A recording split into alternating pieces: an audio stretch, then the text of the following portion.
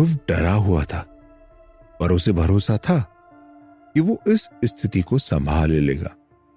इधर पारस, अदिति और शगुन अब बहुत डर चुके थे, इसलिए वो अब एक दूसरे का हाथ पकड़े धीरे धीरे आगे बढ़ने लगे। तभी उनके पीछे से लोहे के जंजीरों के सरकने की आवाज आने लगी। धीरे धीरे ये आवाजें और भी तेज होती जा रही थी। शगुन, अदिति और पारस को अब डर लगने लगा था। अचानक फर्श पर एक तेज आवाज हुई, जैसे कि किसी ने कोई भारी भरकम चीज जमीन पर दे मारी हो। आवाज इतनी तेज थी कि अदिति खुद को रोक नहीं पाई। उसने तुरंत अपने फोन की टॉर्च जला दी। अगले ही पल अपने सामने का नजारा देखकर वो बहुत ज्यादा डर गई और 2 कदम पीछे हट गई। वो बहुत बुरी तरह से कांप रही थी, क्योंकि उसके सामने एक राक्षस खून से लथपथ डॉक्टर की वर्दी पहने हुए खड़ा था। उसकी वर्दी से कटे हुए चेहरे लटक रहे थे, जहां से खून टप टप टपक रहा था। उस राक्षस के शरीर पर लोहे की जंजीरें लिपटी हुई थी। उस राक्षस को देखते ही वो सब चीख पड़े, जो असल में तान्या थी।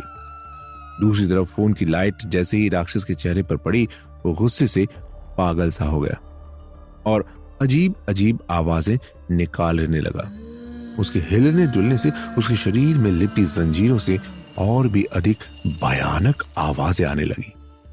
ये देखकर वो तीनों इधर उधर भागने लगे। तभी वो राक्षस खून से सना हथौड़ा लेकर उनके पीछे दौड़ पड़ा। पारस, अदिति और शगुन इधर उधर अपने आप को बचाकर भाग रहे थे।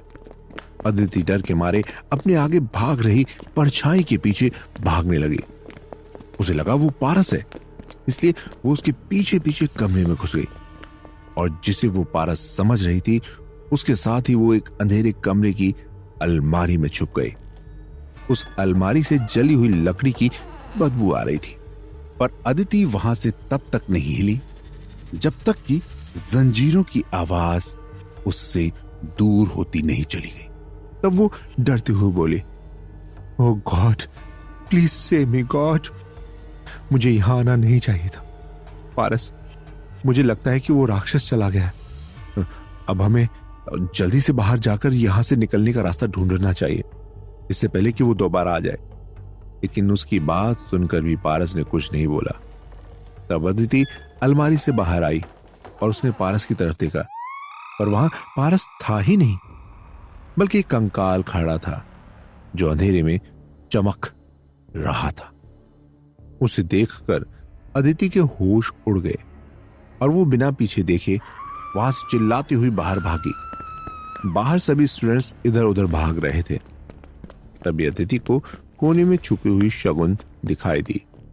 वो उसके पास गई, उसे आवाज लगाई, शगुन।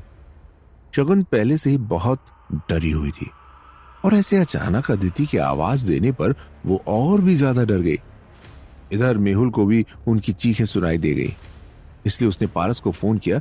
जैसे ही पारस के फोन की घंटी बजी, अदिति और शगुन उसके पास भागते हुए पहुंचे। अब तीनों एक साथ थे। पारस ने डरते हुए मेहुल को फोन पर बताया, हम लोग सच में रास्ता भटक गए हैं और ये जगह बहुत डरावनी है। मुझे लग रहा है कि मैं आज फिर बेहोश हो जाऊंगा। तभी अचानक दीवार से मिट्टी झड़ने लगी और देखते ही देखते वहां मिट्टी का ढेर लग गया। तीनों चिल्लाकर वहां से आगे भागे। वो फिर से उसी सेंट्रल रूम में पहुंच गए जहां से उन्होंने घूमने की शुरुआत की थी। थोड़ी देर बाद मेहुल और धैर्य ने उन तीनों को ढूंढ लिया। मेहुल ने कहा, तुम लोग घबराओ मत, इस घर में अंधेरा है और बाहर जाने का रास्ता एक ही होगा। हम यहाँ लाइट नहीं जला सकते, इसलिए घबराहट तो होगी। बात करते हुए मेहुल अचानक रुका और उसने पूछा, तुम कौन हो? सब एक दूसरे को हैरान होकर देखने लगे। तभी धैर्य बोला, भाई हम ही हैं, और कौन होगा? आप किससे कह रहे हैं? ये कहते ही धैर्य सबको गिनने लगा। तभी वहां मौजूद छठा व्यक्ति बरामदे के दाईं तरफ चला गया और दीवार में घुसकर गायब हो गया। मेहुल उसके पीछे भागा। धैर्य और पारस भी उसके पीछे भागने लगे। अब सिर्फ अदिति और शगुन ही उस कमरे में रह गई थी। तभी उन दोनों को कमरे के कोने में किसी की आंखें चमकती हुई नजर आने लगी। एक पल में वो दोनों चिल्लाकर वहां से भागी। दोनों एक बार फिर से एक दूसरे से अलग हो गए। शगुन एक कमरे में घुस गई और तभी अचानक उस कमरे का दरवाजा अपने आप बंद हो गया। उस कमरे में घना अंधेरा था। शगुन ने अपने फोन की टॉर्च ऑन कर दी। उसके सामने कंकाल मुस्कुरा रहा था। उसे देखते ही शगुन धड़ाम से नीचे गिरी और बेहोश हो गई। What nonsense!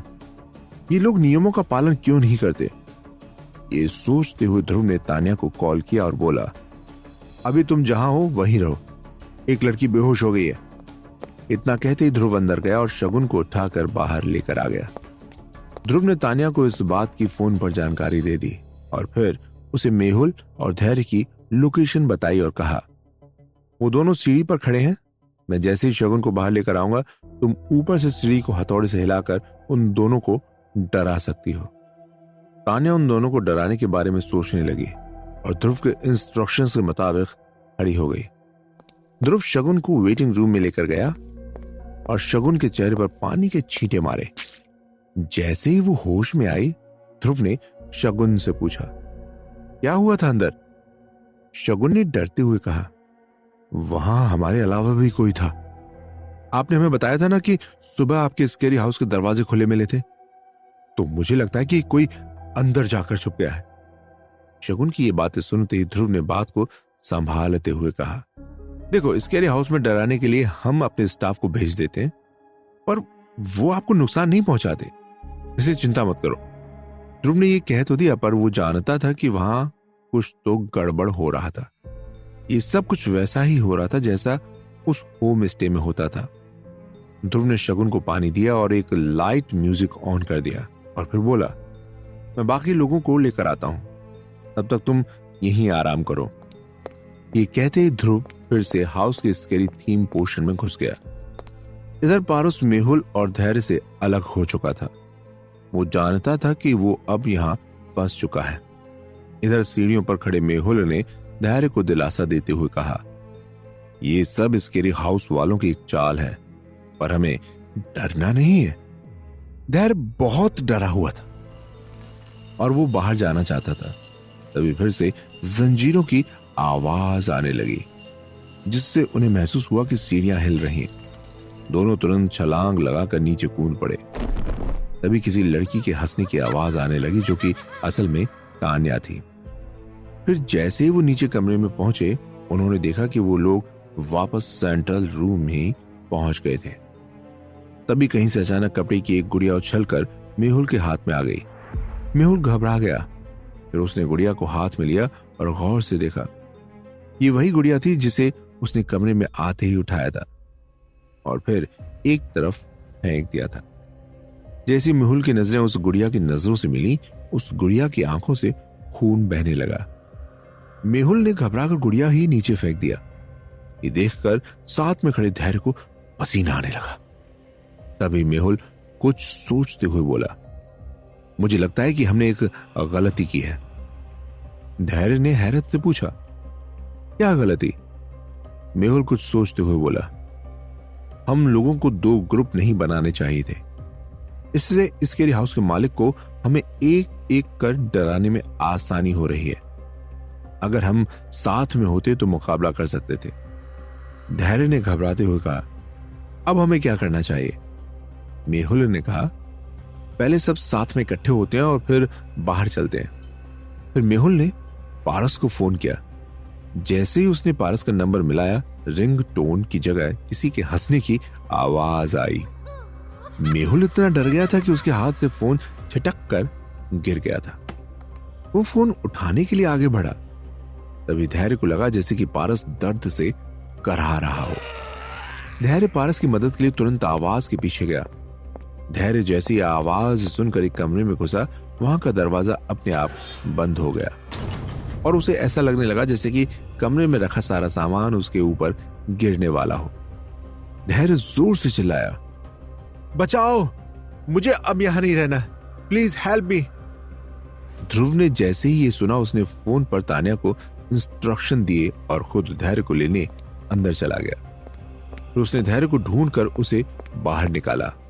वो जब घर को लेकर बाहर आ रहा था तो उसे लगा जैसे कि होम स्टे की घटनाएं सच में हो रही हैं, जहां कोई हत्यारा घूम रहा है और सारे लोग जान बचाने के लिए भाग रहे हैं। ध्रुव ने धैर्य को भी शगुन के साथ वेटिंग रूम में बिठाया और खुद कंट्रोल रूम में चला गया। फिर वो ध्यान से स्केरी हाउस में घूम रहे बाकी स्टूडेंट्स की निगरानी करने लगा। अब स्केरी हाउस में 3 लोग बचे थे। ध्रुव को अदिति और मेहुल तो दिखाई दिए, पर उसे पारस कहीं नजर नहीं आ रहा था। ये देखकर ध्रुव सोचने लगा, कहीं पारस फिर से। ध्रुव ने तान्या से ब्लूटूथ के माध्यम से कनेक्ट किया और बोला, पारस को ढूंढो, वो कहीं दिखाई नहीं दे रहा। तान्या ने जवाब दिया, अभी ढूंढती हूँ सर। मेहुल अब सेंट्रल रूम में अकेला था। उसने अपना फोन अपनी जेब में रख लिया ताकि उसका फोन फिर से ना गिर जाए और बुदबुदाने लगा, मैं क्यों डर रहा हूं? मैंने आज तक कितनी सारी लाशें देखी है। मैं इंसान की लाश को काट कर सिल देता हूं, फिर भी नहीं डरता, और मैं गुड़िया से डर रहा हूं। ये सोचकर मेहुल ने फिर से गुड़िया को उठाया और खुद को हिम्मत दी। उसने चिढ़कर गुड़िया के कपड़े फाड़ दिए ताकि वो उसके अंदर लगी बैटरी को ही निकाल दे।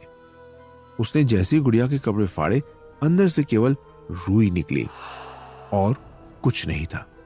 ये देखकर मेहुल हैरान था। उसने सोचा, ये कैसे हो सकता है? कोई बैटरी नहीं है तो ये कैसे काम कर रही है? मेहुल ने गुड़िया को फेंक दिया और सोचने लगा, इस घर में स्केरी म्यूजिक की वजह से सब गड़बड़ हो रहा है। उसकी वजह से मैं डर रहा हूं, और देखो, एक रुई की बनी गुड़िया भी मुझे खून के आंसू रोती नजर आ रही है। ये सोचते हुए मेहुल आगे बढ़ने लगा। उसने फोन निकाला और सबको फोन करने लगा, और किसी को फोन नहीं लगा। इधर तान्या ने ध्रुव को बताया, एक लड़की अंदर कमरे में बंद है, पर दरवाजा नहीं खुल रहा है। ये सुनते ही ध्रुव ने कहा, तुम वहां से निकलो, मैं देखता हूं। ध्रुव ने मॉनिटर पर देखा, अदिति एक कमरे में बंद थी। वो किसी चीज से डर रही थी और अपने हाथों से उसे दूर जाने का इशारा कर रही थी, पर ध्रुव को अदिति के अलावा और कुछ दिखाई नहीं दे रहा था। तभी अचानक ध्रुव के दिमाग में कुछ क्लिक हुआ और वो जल्दी से उस तरफ भागा। उसने कमरे का दरवाजा खोला और अदिति को सहारा देकर बाहर निकाला। अदिति बात करने की स्थिति में नहीं थी और बस गुड़िया शब्द बार बार दोहरा रही थी। ध्रुव अदिति को भी वेटिंग रूम में लेकर आया। वहां अपने दोस्तों को देखकर अदिति की जान में जान आई। ध्रुव ने उससे पूछा, वो क्या था जिससे तुम इतना डर गई थी? ये सुनते ही अदिति की आंखें भर आईं और वो बोली, 2 गुड़िया मेरे पीछा कर रही थी और वो रो रही थी। वो मुझसे लिपटना चाह रही थी। इतना कहते ही अदिति नर्वस हो गई और ध्रुव ने कहा, अब डरो मत, ये बस इल्यूजन का इफेक्ट था। और वो दिल से समझ गया था कि ये शायद उस होम स्टे से जुड़ा कोई कारण था। अब मुझे पारस को ढूंढना होगा। ये सोचकर ध्रुव कंट्रोल रूम की तरफ गया। उसे पारस के लिए चिंता हो रही थी। उसका कुछ पता नहीं था। मेहुल बाकी साथियों से फोन कनेक्ट नहीं होने से परेशान होने लगा। तभी उसे कॉरिडोर के एक कोने पर पारस का फोन गिरा हुआ दिखाई दिया। वो उसे उठाने के लिए आगे बढ़ा, पर तभी उस फोन से किसी लड़की के हंसने की आवाज आने लगी। एक ही पल बाद पारस के रोने की आवाज आने लगी। मेहुल बुरी तरह घबरा गया। उसने सोचा, लड़की की आवाज तो स्केरी हाउस की चाल होगी, पर पारस की रोती हुई आवाज क्यों आ रही है?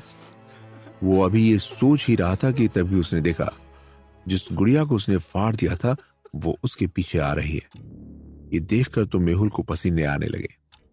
उसके मुंह से निकला, अब ये क्या है? ये कहते ही मेहुल के कदम अपने आप ही आगे बढ़ने लगे और उसकी टांगें कांपने लगी। अब वो बिल्कुल अकेला था। उसे कुछ नहीं समझ आ रहा था कि वो यहां से कैसे बाहर निकले।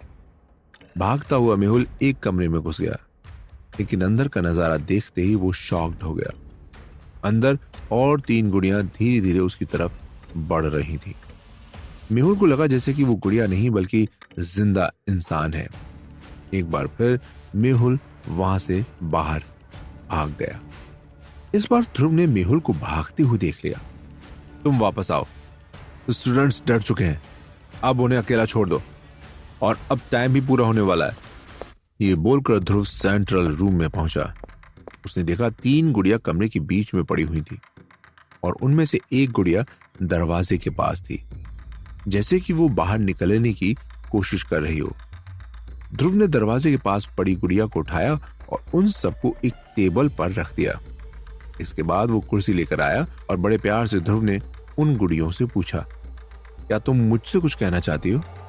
क्या तुम लोग उस होम स्टे में हादसे का शिकार हुए थे या तुम्हें मार दिया गया था? ध्रुव के ऐसा कहते ही मेन दरवाजा जोर से बंद हो गया और हवा में ठंडक पड़ गई। चारों गुड़ियां कांपने लगी। डर से ध्रुव के चेहरे पर हवाइयां उड़ने लगी।